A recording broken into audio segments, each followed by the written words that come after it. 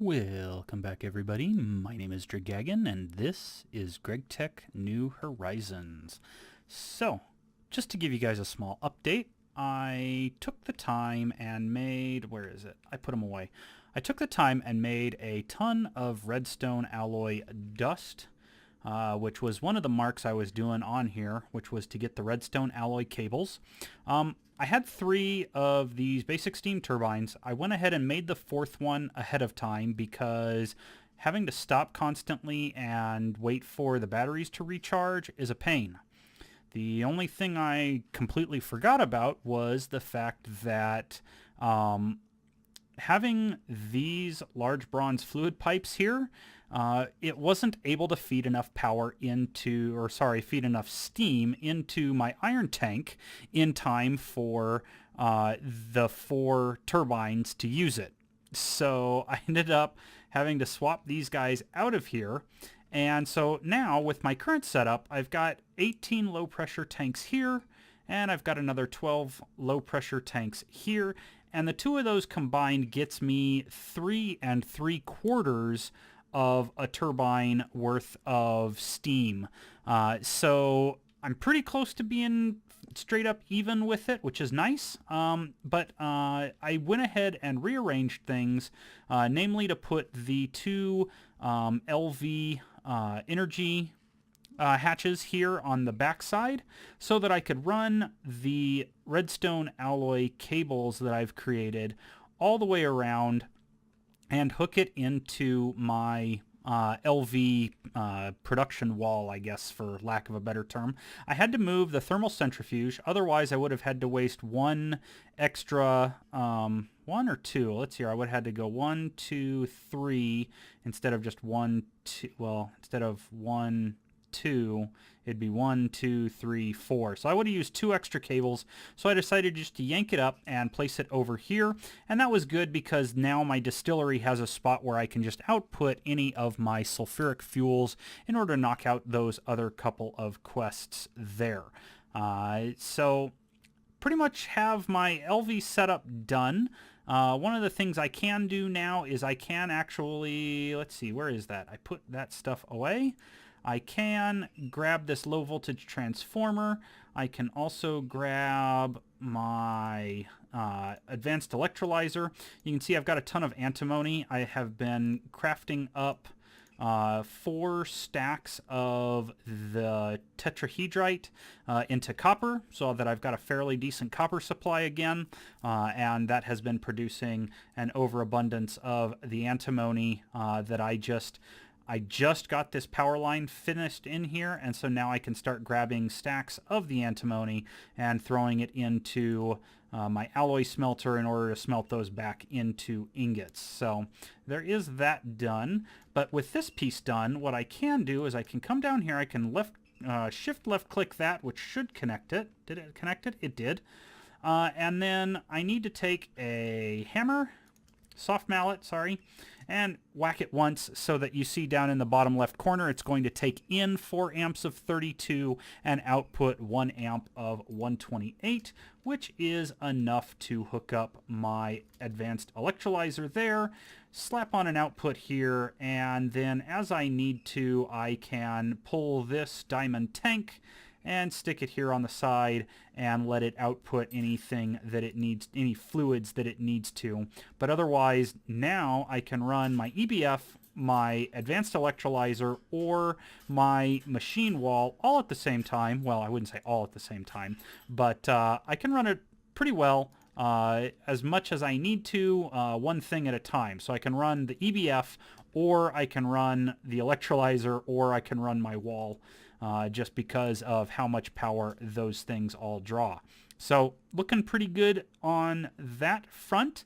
So I've gone ahead and checked off all my stuff, the lossless 4 amp cables, setting up the electrolyzer, and setting up this other stuff. That electrolyzer is actually this guy right up here. I was using that along with the water that I've pulled from my tanks to electrolyze out a little bit of hydrogen and oxygen in order to try and get the fuel cells done, as well as knocking out the quest that requires me to get, what is it, 91 91 oxygen cells. So I am working towards getting that quest complete as well. So yeah, lots of fun ahead. I'm going to continue to work on that quest slowly. I've had to make tons more cells. I'm also going to work towards knocking out these two quests, the naphtha and the heavy sulfuric fuel, and then work on getting them purified into the plain naphtha and heavy fuel. I may also do the sulfuric gas to knock it out, but otherwise I will probably be looking at the magnolium source running into the Twilight Forest, trying to find a little bit of the magnesium so that I can make magnolium, which will be an upgrade for this poor guy right here, my wooden crossbow, getting that guy upgraded.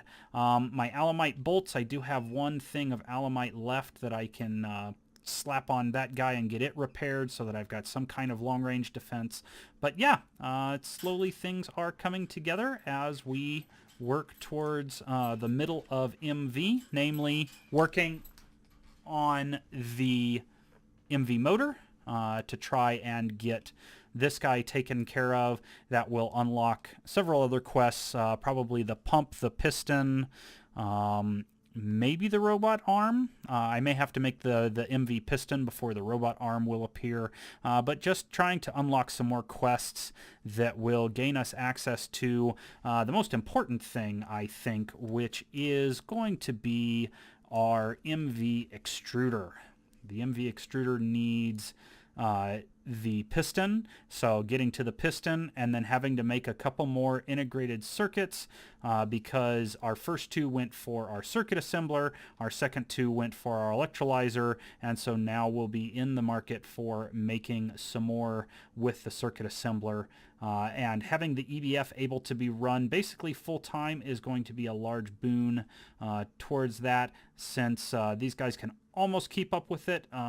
More often than not, it'll have times where I'm not using it, and that will allow my couple of boilers to go ahead and keep up. So yeah, things are coming along. I will catch you guys back here after I have a little bit more that I can do.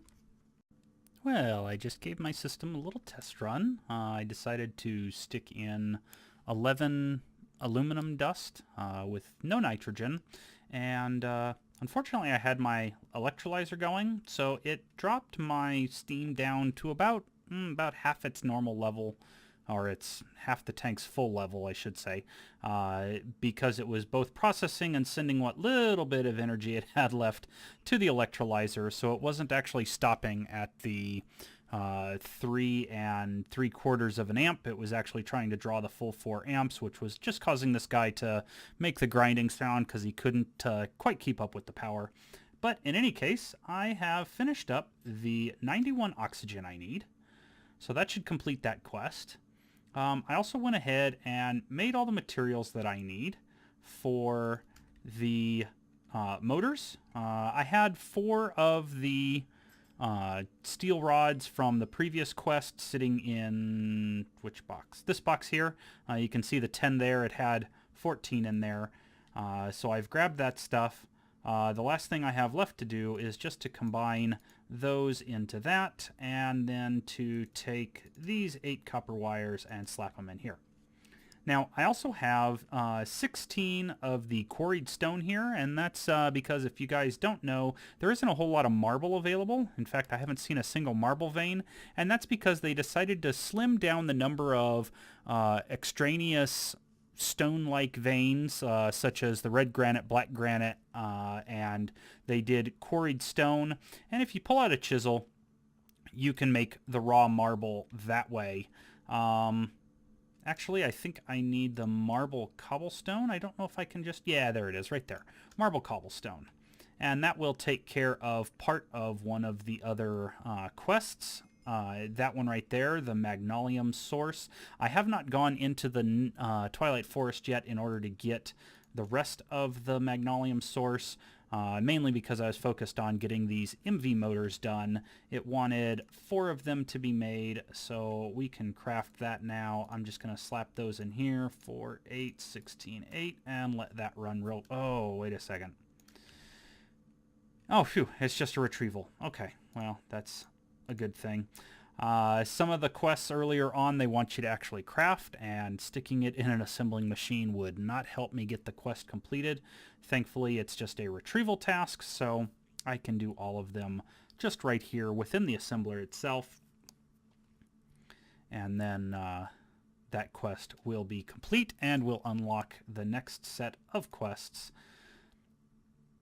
Let's see here. What else? Not much else that I've done. I did finally finish up the 4 stacks of tetrahedrite, turning it into copper. So I now have, 525 copper there. Very handy.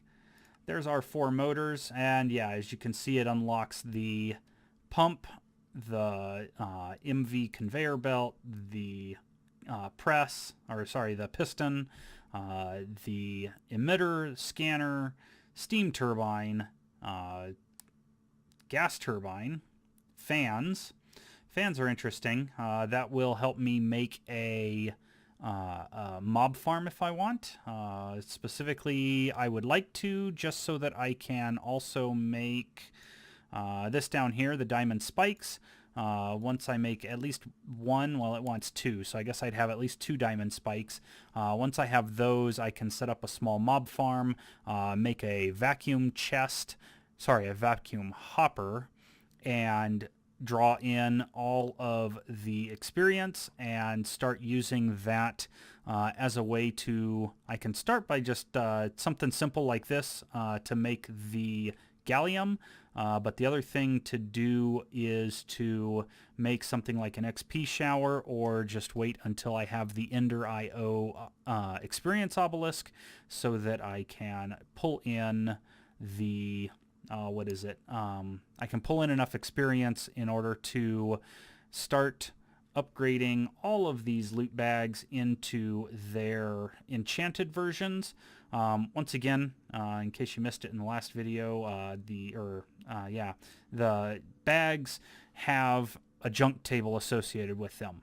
Once you upgrade it with a fortune book, that goes away. You no longer get the trash loot, and you'll get just whatever the loot bag has for its tier. Which is extremely helpful. Really helpful to not have that garbage tier where you're getting saplings and some of the other garbage. And you can actually hopefully get stuff like the MV motors, or sometimes you'll get an entire machine from that age, all that kind of stuff. So with opening up this next set of stuff, I guess I will focus on the piston so that I can get to the extruder. So the piston itself is going to want,